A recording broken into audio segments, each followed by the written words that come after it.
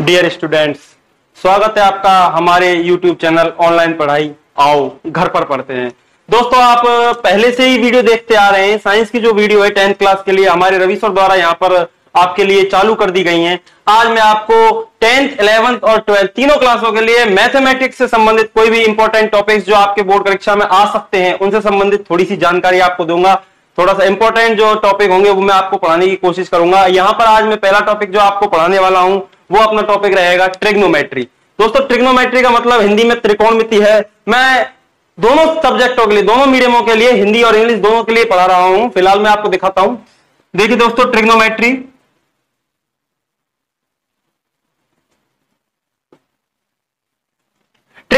क्या है दोस्तों? ट्रिग्नोमेट्री क्या है? ट्रिग्नोमेट्री एक राइट एंगल ट्राइंगल पर लागू होती है। राइट एंगल ट्राइंगल का मतलब होता है समकोण त्रिभुज। ऐसा कोई भी ट्राइंगल जिसमें एक एंगल 90 डिग्री का हो उसे राइट एंगल ट्राइंगल कहते हैं। ठीक है दोस्तों, राइट एंगल ट्राइंगल में तीन साइड होती हैं, 1, 2, 3। आप तीनों साइडों को देख सकते हैं। राइट एंगल ट्राइंगल की इन तीनों साइडों के अलग अलग नाम हैं। अपन पहले बात करें इस 90 डिग्री एंगल की। 90 डिग्री एंगल के जस्ट सामने वाली जो साइड है, सीधी वाली जो सामने जो भुजा है, उसका नाम होता है हाइपोथेसिस या कर्ण। इसको अपन बोलते हैं हाइपोथेसिस या हिंदी में बोले तो कर्ण। ठीक है दोस्तों, इसको बोलेंगे कर्ण। कर्ण के सामने वाली भुजा को ही आप बोल देते हैं आधार, और तीसरी जो भुजा रह जाती है उसको अपन बोलते हैं लंब। आधार को बोलते हैं अंग्रेजी में बेस, बी। मैं इसको बेस से डिनोट कर रहा हूं यहां पर। और तीसरी जो है लंब, लंब को अपन बोलते हैं परपेंडिकुलर, उसको बोलते हैं अपन पी से कर देते हैं। ठीक है दोस्तों, इसके बाद आती है थीटा एंगल की। थीटा एंगल हमेशा एक्यूट एंगल होता है, 90 डिग्री एंगल होता है।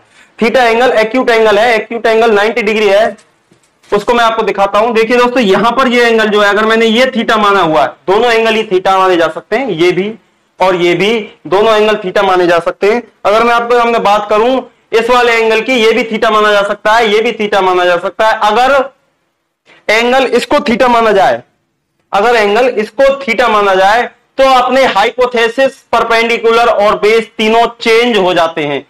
अगर अपन इसको थीटा मानेंगे तो इसके हिसाब से हाइपोथेसिस, परपेंडिकुलर और बेस माने जाएंगे। दोस्तों, मैं इनका नाम दे देता हूं। अपन यहां से शुरू करते हैं। इसको मैंने ए दे दिया है, इसको बी दे दिया है और इसको सी दे दिया है। अब अपन बात कर लेते हैं साइड एसी की। एसी को बोलते हैं अपन हाइपोथेसिस, ए सी। एसी से को बोलेंगे अपन हाइपोथेसिस। हाइपोथेसिस का मतलब होता है कर्ण। दूसरी साइड अपन जो बात करते हैं वो ए बी है। ए बी को अपन बोलते हैं बेस, आधार। इसको अपन बोलेंगे बेस या आधार। तीसरी साइड जो बीसी है, इसको बोलते हैं अपन लंब या परपेंडिकुलर। बीसी, इसको बोलते हैं अपन परपेंडिकुलर।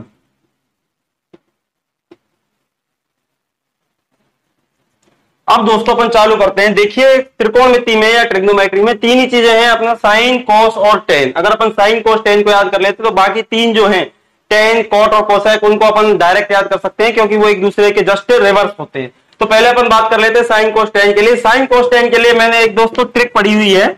अपन आप उस ट्रिक को देख लेते हैं। L L A L divide by के के ए, लाल बटे कक्का इसको बोलते हैं। दोस्तों, ये पहली वाली जो ट्रिक है ये अपन ने साइन के लिए यूज करनी है। एल और के, यहां पर एल को बोलेंगे लंब और के को बोलेंगे कर्ण। दूसरी वाली जो ट्रिक है उसको अपन बोलेंगे आधार और कर्ण। तीसरी को फिर एल को लंब और आधार। पहली वाली को अपन साइन के लिए यूज करेंगे, इसको साइन एंगल के लिए यूज करते हैं। अगर अपन साइन का मान कहीं भी चेक करना है, साइन की वैल्यू चेक करनी है तो उसको लंब और कर्ण से डिवाइड करके देख लेते हैं। दूसरा अपना होता है कॉस। कॉस के लिए अपन आधार बटे कर्ण यूज कर लेते हैं, इसको कोसाइन से डिनोट कर देते हैं। तीसरा है लंब और आधार का, इसको अपन टेन से डिनोट कर देते हैं। अब बात आती है दोस्तों साइन, कॉस, टेन के बाद आधार, लंब है क्या। अब देखिए दोस्तों, ए बी सी अपन बात कर रहे हैं साइन की। साइन का होता है लंब बटे कर्ण या परपेंडिकुलर डिवाइड बाय हाइपोथेसिस। अब अपन देखते हैं साइन। साइन के बाद अपन को एक एंगल यूज करना पड़ता है क्योंकि साइन को ऐसे सिंगल नहीं लिख सकते। अगर अपन साइन को लिखना चाहें तो अपन को ई के साथ लिखना पड़ता है, इसको पूरा लिखना होता है साइन ही। लेकिन अपन साइन के साथ यहां पर एंगल यूज कर रहे हैं तो इसको अपन लिखेंगे साइन। अब यहां पर जो एक्यूट एंगल है, न्यून कोण है, न्यून कोण अपन को दिख रहा है वो ए है, जो थीटा वाला है उसको अपन न्यून कोण या एक्यूट एंगल बोलेंगे। साइन ए, साइन ए को मैं आपको दिखा देता हूं क्या होगा। लंब बटे कर्ण, पहला नंबर पे साइन है लंब बटे कर्ण। देखो लंब की वैल्यू यहां पे अपन ने मानी है बीसी और कर्ण है एसी, तो अपन ने साइन ए की वैल्यू निकालनी है तो एल बटे के। BC divide by AC। दूसरा अपन बात कर लेते हैं इसी के लिए कॉस के अनुपात की, तो कॉस का होगा कॉस A इक्वल टू आधार बटे कर्ण। सेकंड से अपन देख लेते हैं आधार बटे कर्ण। अब आधार की अपन बात करें तो आधार है AB, डिवाइड कर देते हैं उसको कर्ण से, कर्ण है अपना AC। तीसरा अपन बात करते हैं tan की, tan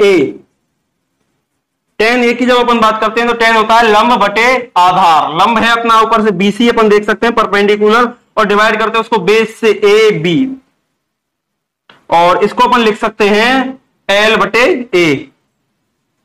अब साइन, कॉस और tan के बाद जस्ट इनके रिवर्स तीन और ट्रिग्नोमेट्रिक जो रह जाती हैं, ट्रिग्नोमेट्रिक वैल्यूज, उनको अपन बात करते हैं। एक तो होता है कोसाइन, दूसरा होगा कॉस का उल्टा जो होता है, रिवर्स जो होता है उसको बोलते हैं सेक, और तीसरा होता है tan का कॉट। अगर अपन ने कोसाइन की वैल्यू निकालनी है कोसेक A एंगल की इसी के ऊपर, तो इसका उल्टा लंब बटे कर्ण का जस्ट रिवर्स कर देते हैं K बटे L। अगर मैं यहां पर लिखना चाहूं cos A का वैल्यू, तो कोसाइन A की वैल्यू अगर मैं लिखना चाहूं, कोसेक A की वैल्यू कोसेक A की वैल्यू अगर मैं लिखना चाहूं तो कर्ण बटे लंब होगी K डिवाइड बाई L, इसकी उल्टी, या फिर मैं इसको बोल सकता हूं AC डिवाइड बाई BC। इसका जस्ट उल्टा कर देना है, लंब बटे आधार जो साइन की वैल्यू है उसकी कर्ण बटे लंब वैल्यू होगी। ठीक है दोस्तों, इसके बाद अपन बात करते हैं कोसाइन के बाद सेक की। सेक की जब अपन बात करते हैं तो सेक की वैल्यू होती है बीच वाले की उल्टी हो जाएगी, कोस के लिए जो है। ठीक है दोस्तों, कोस A की वैल्यू जो है आधार बटे कर्ण है, आधार बटे कर्ण है, तो इस हिसाब से सेक A की वैल्यू होगी कर्ण बटे आधार, जस्ट इनकी उल्टी। अब यहां पर कर्ण या हाइपोथेसिस अपना है AC और आधार क्यों है AB। ये जो वैल्यू है AC बाई AB, वो जस्ट आप देखोगे कॉस A की वैल्यू की उल्टी होगी। कॉस अपनी जो वैल्यू है वो है AB डिवाइड बाई AC। अब तीसरी अपन बात कर लेते हैं कॉट की वैल्यू की, तो कॉट A की वैल्यू होगी वो tan A की उल्टी होगी। tan की वैल्यू होगी लंब बटे आधार या perpendicular divide by base L divide by A। इसका अपन उल्टा कर देते हैं कॉट A के लिए A डिवाइड बाई L, आधार बटे लंब। आधार देखते हैं अपन, ये आधार या बेस AB है और उसके ऊपर लंब का अपन डिवाइड कर देते हैं, वो क्या है अपना BC। तो दोस्तों ये अपन तीनों अनुपात इससे फाइंड आउट कर सकते हैं किसी भी राइट एंगल ट्राइंगल में। अगर अपन चाहें साइन, कॉस, टेन, कॉस, सेक और कॉट, इन तीनों की वैल्यू अपन निकाल सकते हैं। कोसेक, सेक और कॉट की वैल्यू अपन फाइंड आउट कर सकते हैं। इसके बाद अगर अपन किसी की जरूरत है, अपन माने एंगल चेंज करना, अपन अगर चाहें, हम चाहते हैं कि एंगल ये नहीं हो, एंगल अपना ABC। अब की बार मैं एंगल न्यून कोण ये ले लेता हूं, एक्यूट एंगल जिसको बोलते हैं थीटा, वो ये वाला अपन चेक करके देखते हैं। तो थीटा के जो जस्ट सामने वाली है उसको अपन लंब देते हैं नाम, इसके जस्ट सामने वाली जो भुजा है AB साइड है, इसको अपन देंगे लंब या परपेंडिकुलर। परपेंडिकुलर के बाद P, थीटा, और 90 डिग्री के जस्ट जो सामने है, in front of 90 degree angle, right angle के सामने है, उसको बोलेंगे अपन हाइपोथेसिस या H। और जो तीसरे नंबर की रह जाती है उसको अपन बोल देते हैं इसका आधार, आधार या बेस। अब दोस्तों इसके आधार पर अपन निकाल के एक बार चेक कर लेते हैं। साइन C की वैल्यू निकलेगी अब की बार थीटा के लिए। अगर मैं साइन थीटा की वैल्यू निकालना चाहूं, साइन थीटा इक्वल टू होगा साइन C। साइन C की वैल्यू होगी हमेशा से आप देखेंगे L बटे A। दोस्तों यहां पर लिखता हूं मैं एक दोबारा फॉर्मूला, लंब डिवाइड बाई कर्ण। अगर अपन लंब देखें यहां पे ये था, लेकिन यहां पे लंब है AB, थीटा एंगल चेंज होने की वजह से, तो लंब डिवाइड बाई कर्ण या हाइपोथेसिस, इसको बोलेंगे AB डिवाइड बाई AC। इसी के साथ अपन अगर cos C की वैल्यू निकालना चाहें, cos की होगी आधार बटे कर्ण। आधार का अपन देखेंगे BC है, और कर्ण अगर अपन देखना चाहें तो AC है, क्योंकि हाइपोथेसिस है। तो आधार जो है BC और divide by AC, BC divide by AC, आधार बटे कर्ण, BC बाई AC। इसी के साथ आप तीसरी वैल्यू अगर देखना चाहें, tan C की जो वैल्यू होती है वो होती है आधार बटे लंब बटे आधार। तो इसमें आप लंब देखें यहां पे कौन सा है, AB, और आधार है BC, तो मैं इसको लिख देता हूं AB डिवाइड बाई BC। दोस्तों एक राइट एंगल ट्राइंगल में दो एक्यूट एंगल या 90 डिग्री से जो छोटे एंगल होते हैं, न्यून कोण जिनको बोलते हैं, वो हो सकते हैं। तीसरा एंगल 90 डिग्री का ही होता है। इसके बाद अपन बात करेंगे tan, sin, cos A की वैल्यू अपन ने निकाल ली है, sin, cosec और sec की वैल्यू अपन निकाल चुके हैं, tan की, cot की। अगर इनके साथ उल्टी वैल्यू इनकी भी निकालनी है अपन ने, जैसे आप चाहें कोसेक सी की वैल्यू आप निकालना चाहें तो आप साइन सी की वैल्यू का जस्ट उल्टा कर सकते हैं, ए सी बाई ए बी कर सकते हैं।